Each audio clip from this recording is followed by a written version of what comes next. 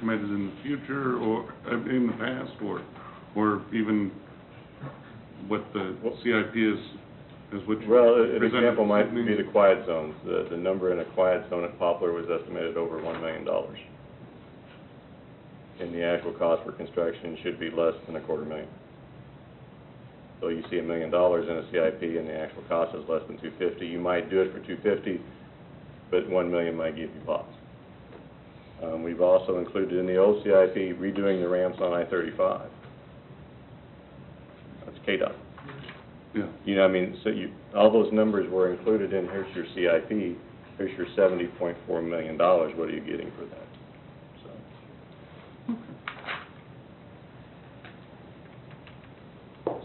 So what is the next step on this then?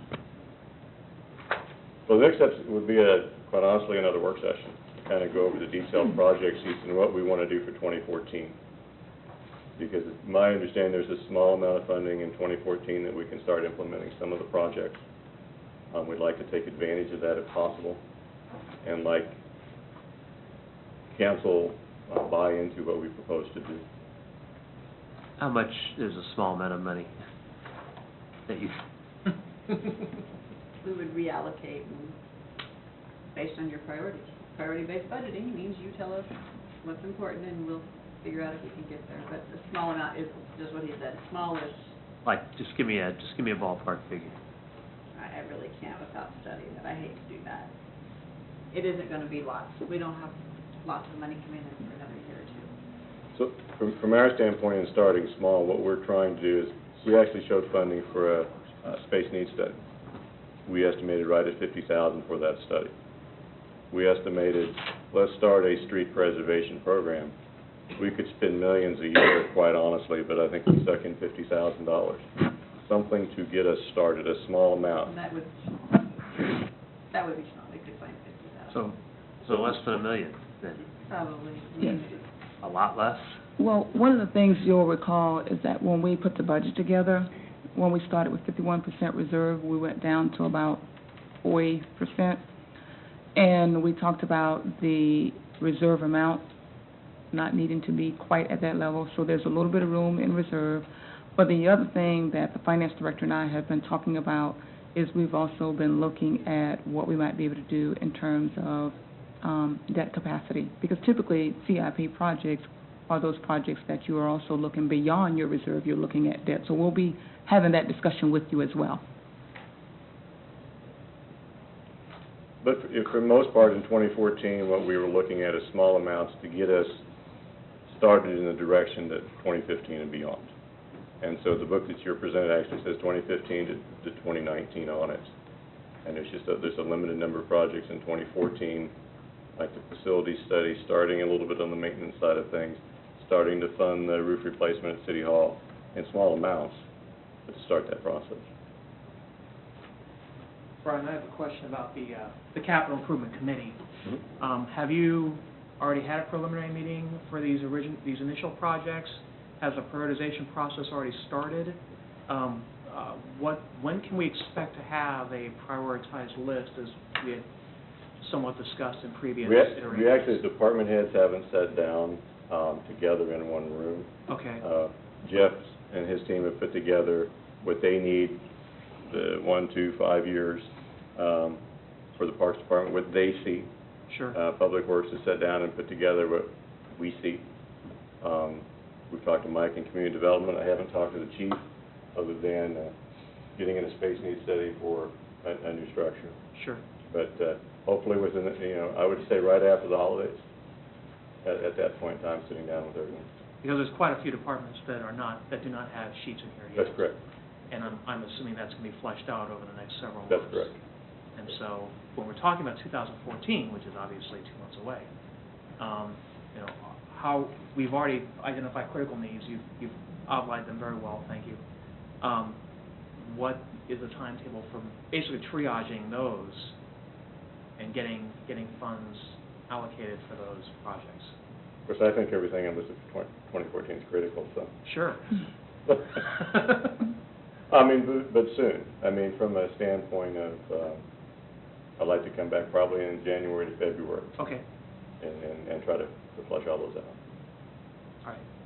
Brian, I have a question, just a request, I guess. On some of these, as I'm looking through these, there are projects that, I mean, I'm familiar with, like the gutter replacement at the pool, where we've already spent money, already spent time trying to repair that the best we can. So in those situations where we see some of that work being done to try and maintain what we have, if we could get cost savings associated with eliminating the need for that, that would be great. And I know a lot of them, it's, you know, roads. If we replace a road, obviously you don't have to maintain that road for a time period, but you're just going to reallocate those funds and resources. But where it makes sense, if we could get some of that information, that would be helpful as well.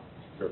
And we actually have some of that, like from my department's perspective, when we redo manholes or we redo lines, we can get some estimated costs for a reduction in treatments, a reduction in pumping costs and such. When we come back and have the work session to maybe address some of the specific projects, will we have a chance to have some of the funding analysis and debt analysis and debt capacity? Because one thing I think is important to look at is 90% of this book, I think there's some that would be considered non-essential. But the essentials, they don't get cheaper the longer we wait. And so when you look at the debt management of that, is a project today that costs $100,000, you take on that debt, is it $150,000 if we wait 5 years? And that's the kind of comparison I'd like to see when we talk about debt capacity and what should we take on and what shouldn't we, because, you know, we've learned the hard way a few times, the longer we wait, the less money we save by waiting. We didn't spend it, but we didn't save it. So when you talk about taking on debt, that would be the most immediate thing, is by spending it now and addressing it now, how much does that save us in the long run, even with debt payments tied into it? Yes, we will have some of that discussion. We'll talk about that. We'll also talk about some of the money that we anticipate being freed up in some of the enterprise funds that we expect at the end of 2016. Financially, the city looks very different with some of the things that we expect to be freed up, some of the bonds that we would have paid off. So part of this dialogue when we come back over the course of the next couple of workshops will be to look at the ability to fund or finance them through debt capacity. So yes, we will be having that discussion. And from my perspective, you know, I provided the pavement degradation curves. You know, I'm really going to press on streets. Right. Because it's a huge outlay of funds if we wait. And we're getting to that critical point when you look at the charts. About 12 years into a street's life, if you aren't doing maintenance, you run the risk of forever losing that street until you reconstruct it. When you look at when the city grew, you know, 2000 to 2008, and if the street was built in 2005, and when the CIP starts in 2015, it's 10 years old. Right. So, I mean, you got a lot of streets older than that. You don't have that many newer. And so we really need to start hitting those streets.